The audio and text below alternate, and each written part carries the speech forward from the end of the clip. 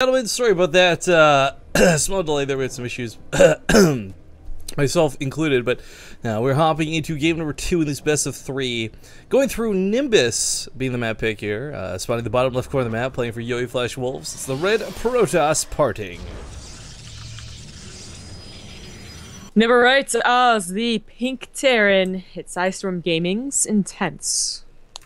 And I would like to sincerely apologize to Kitty the Neko for missing that message. Guys, if you didn't see it earlier, if you haven't already done it, make sure you raise your kappas as high as you possibly can. And we'll see what that number gets up to. But as much as I hate the spams, one time I will approve of it. So PartinG and Intense, you know, we had the typical good luck, have fun, get into the game. I'm really glad I'm not a pro player, because I am absolutely that guy on ladder who, if you all in me with stalkers and I get you again right afterwards, I don't say GLHF, I say F you. No thank you. But for Intense's sake, what's interesting is Blink Stalker all-ins, especially one base Blink Stalker all-ins, these really fell out of favor a long time ago. The maps started not complementing the time warp nerf. I mean, as we see, they could still work in the right scenario, but that scenario doesn't really present itself too often. Yeah, Intense goes for 14 CC, which is all well and good. It's fine. But PartinG has been in gas with all 3 guys for a very long time, so I'm just wondering what he's going to throw out here. DTs, Proxy Oracle, Proxy something. Hey, Proby. Right in the middle of the map, too. I guess it is anywhere spawns, so it's... This will put it closer no matter where his opponent spawns. But if Intense doesn't slack on this and he does get that third racks up as he should, I think he'll be okay. Bunker comes down at the front though. He's definitely a little bit worried about it from last time. But this is the problem. Like this, I think this is going to cost him the game right here, this bunker. This needs to be a third racks. If he doesn't have the production to make 6 Marines, I kind of feel like it's already over. It's a tough call, though. If you don't wall off your front, which could have been done with the racks, you're right, then the Stalker gets in like last game, which is even worse, coupled with an Oracle, so... a bunker... Yeah, you're right, might just be too much of an over-defense. Oh, it's always like a... It's a very fine line sometimes to actually defend. The best defense actually do it like the, you know, so that they actually have an economy behind it as well. They don't just throw down 15 bunkers and are like, well, I'm definitely defended, so I'm probably going to win this game, right? Well, no, you throw down 15 bunkers. It's not going to work out. Oh, the way Intense is scouting, he's not going to see this either. Like, if he just, like, ran across the map or something. No one does that, though. That's why this is so good. Yeah... I'm not going to argue that logic, because it's uncommon. It does happen rarely, but yeah, this is...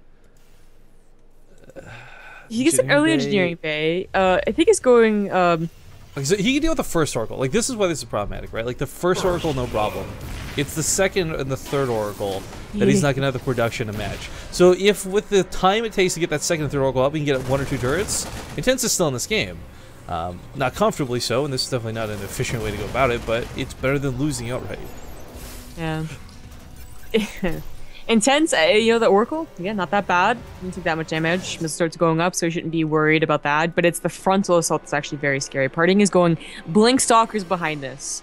I mean, I don't remember who it was that went like Blink and a DT or vice versa, but we thought that was like the most pro thing you could do. PartinG is like, you know, Oracle, Blink Stalker. If he does DTs after this, I'll just be like, you're so Protoss it hurts. Yeah. No, all jokes about bias aside, though, I mean, really, he's just absolutely abusing Intense here with this one base play, and I don't think this is just him screwing around, like, because his opponent's a North American player. He did kind of, again, there's some confusion and issues with him being able to play today, so I think he is feeling a little bit rushed, and these strategies kind of reflect that and make a bit of sense.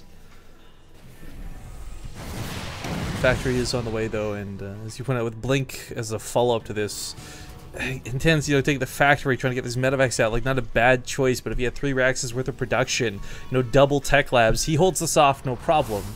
But his thought is not towards Blink Stalkers. You know, a Reaper was never across the map, and he didn't scout a Twilight Council, but his thought is instead towards those Oracles. So this bunker is going to fall pretty much immediately. If he doesn't pre-pull SCVs, there's no way for these Marines to really fight this. Because it's not like he's got high ground vision advantage. That Oracle can see right up that cliff. Right, and here's what's even dirtier about it. He can Revelation the Marines. He knows where they are, and they give him his own high ground vision. Yeah. This is not going to be easy to hold. Still no Marauders in play just yet. SUVs are being picked off as they get kited away. Yeah, had he been able to pick off those Oracles from before, this was a different fight. But because he didn't, because he couldn't, Blink Stalkers are starting to just be a little too powerful, and Intense pulls everything at this point. Desperate gambit to stay in this game, but it's not going to be enough, and you know, our North American Terran player, sadly, is going to get knocked out. PartinG will take a nice, slick 2-0. That seems to be the case for all the matches today, actually. You know, I think we had a lot of 2-1s, right? Like in the